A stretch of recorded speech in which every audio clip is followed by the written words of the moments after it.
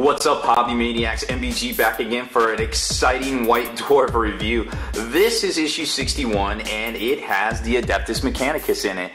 We didn't really expect this. We saw some stuff earlier in January about, it was actually pictures of these guys right here, the Vanguard, and nobody really kind of thought it was real. And it turns out it was real. Not only is it real, but there's a ton more minis besides these getting poised to come out, as well as a codex. It's Games Workshop's first new full release from the ground up in over 10 years. I think Necrons or Tau was the last, depending on which one you want to designate for that.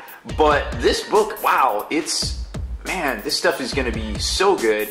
The White Dwarf's a good issue. It's got a ton of stuff in it that will be useful for everybody, not just players looking to pick up the new Mechanicus models. But there's a ton of previews, of course, on them, some new release stuff here and there for different things, and a really good paint splatter article, and then kind of a review in the back. So here's the lineup for next week. Of course, we've got the box set coming out. Looks like it's $39, which seems pretty affordable to me. And then you've got the Walker coming out as well, the Iron Strider, air quotes. It's pretty decent, like, as far as in-game goes. I'm not exactly sure how it's supposed to work, but it seems good in theory. I'm not 100% sold on it. It does have a hefty price tag at $50, so I'm definitely going to pick up one just because it's cool, but I think I'm going to probably pick up 3 to 4 of these because as far as points and as well as monetary costs go, they seem very well-rounded indeed. So you've got two different varieties of the Skitarii. You got the Vanguard, which are these guys, which are all pretty much primarily augmented with some sort of cybernetics or whatever they want to call them, bionics in the far future. And they're the guys with the dirty weapons that pretty much irradiate everything, and they're sitting in the fluff. A lot of dudes just drop dead because of the close proximity to them. And then you've got the Rangers, which are the guys that go out and they stalk down their prey and they blow them up with devastating firepower. In game, they have precision shots and a large volume of fire, to be honest. And as far as their points go, for what you get, it's pretty good in my opinion. Between the feel no pain, the move through cover, the relentless, the volume of shots, and their actual save, which is a 4-up, it all adds up to be a pretty good model. I mean, this is a really good troop choice in my opinion.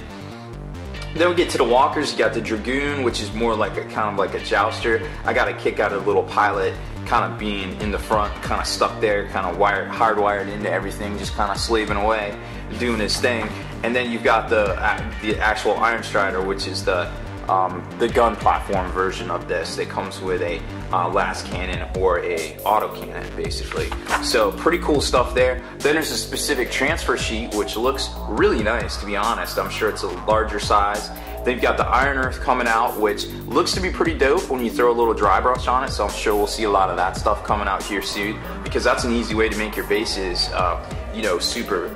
super good looking in a snap. Now, actually, one thing I didn't look at was what size bases these guys come on, and it's really hard to tell, to be honest, because we haven't seen these before, so we can't tell really if they're on a 25 mil or maybe on a 32 mil. So I guess when they go up on pre-order at some point on Friday, I guess, what, the 26th or 27th, whatever it ends up being, maybe the description will say what size base it comes with. Then there's some more previews and stuff, and then it gets into the actual fluff, and it turns out these guys are basically like the shock troops of the Mechanicus. They're not technically Mechanicus as far as they don't really have like free thinking, and like the tech priests and the other guys that chill back on the ships, or in their towers or their the hive cities and stuff on Mars, basically send out commands to these guys, like what they're supposed to, their mission and what they should do and stuff like that. So to them, it's like they're being told by a higher power what to do and things like that, and they basically live to serve, the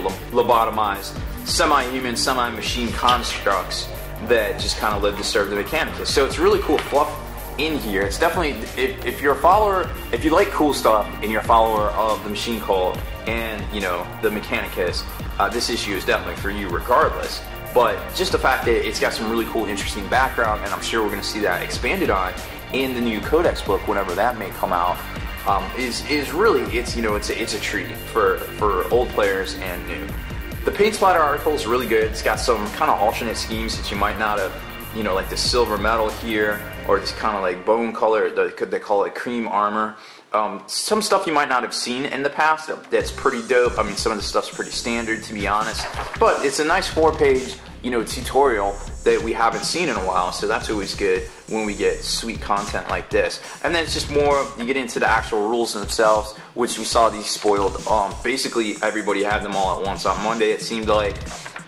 So you got the 2 data sheets in here, and they are the troops, but we're not really sure how they're gonna, you know, kind of play in with if there's going to be an HQ, how you ally these guys, if they're basically the Harlequin treatment via, you know, formations and things like that. So that's going to be interesting to see.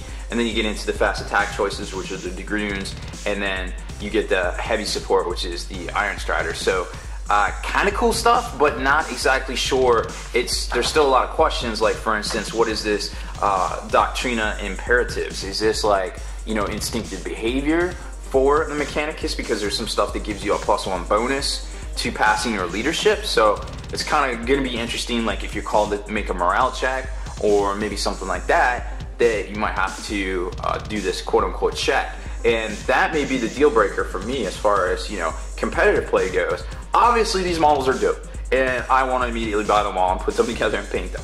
But that being said, I also want them to be good in-game.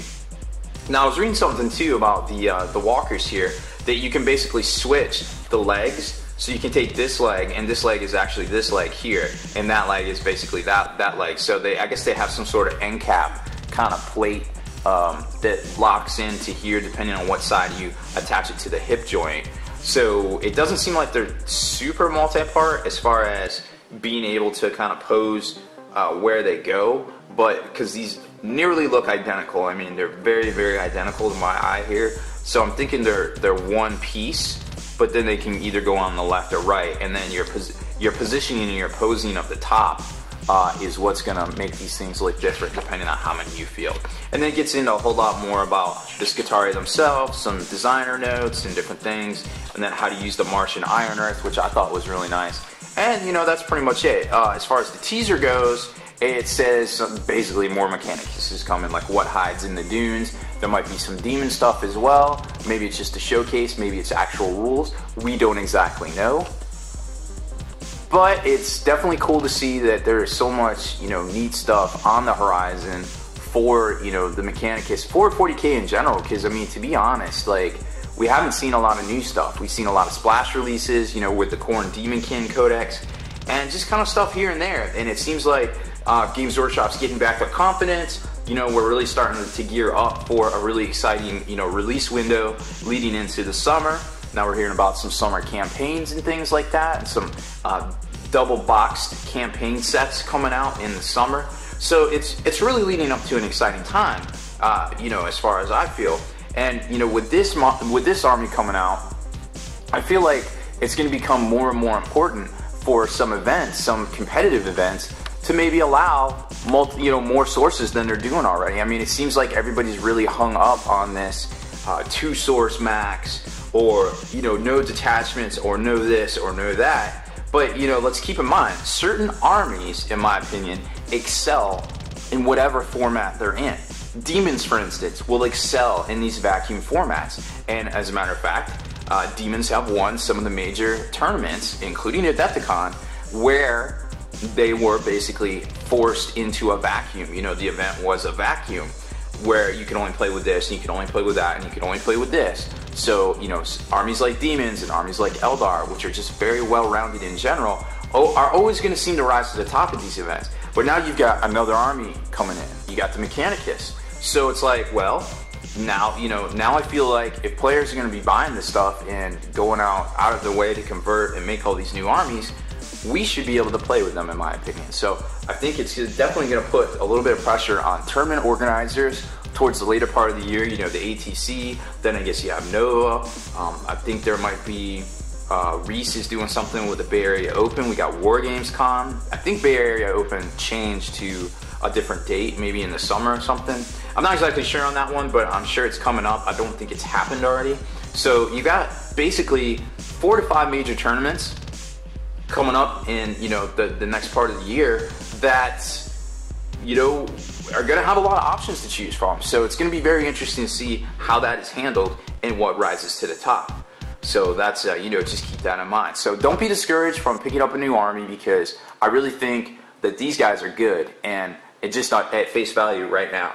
So I think we're going to see a lot of the Mechanicus on the tabletop. The Khorne Demonkin, you know, they basically are coming out as well right about now. So it's going to be really interesting to see.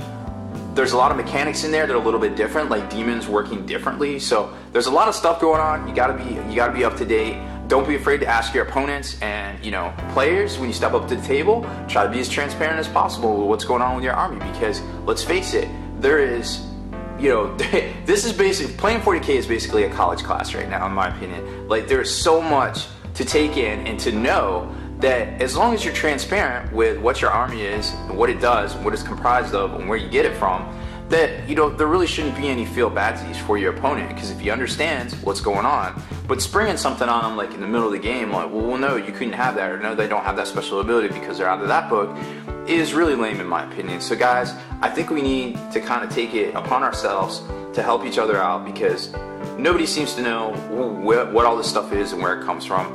And, you know, the easiest thing we can do is help each other enjoy the hobby that we all love so much, right? So that's about it. I'm going to climb down off my soapbox now. Thank you for entertaining me. Alright, so like I said, that's about it for this one. I hope you enjoyed the preview of the new White Dwarf. I'm sure there's lots more to come on the Adeptus Mechanicus. Make sure you stay in the trenches. Subscribe to this YouTube channel. Check out the Long War. That's where the battle reports live. We just dropped a new battle report this week. I believe it's White Scars versus Necrons. Super exciting one. So lots more to come on there. Make sure you go over there and subscribe. Yo, Hobby Maniacs, thanks for checking out my channel. Don't forget, there's tons of other tutorials, unboxings, and tips and tactics videos on here as well. And make sure you visit my best friend Kenny B's Fresh Hobby channel over on Next Level Painting.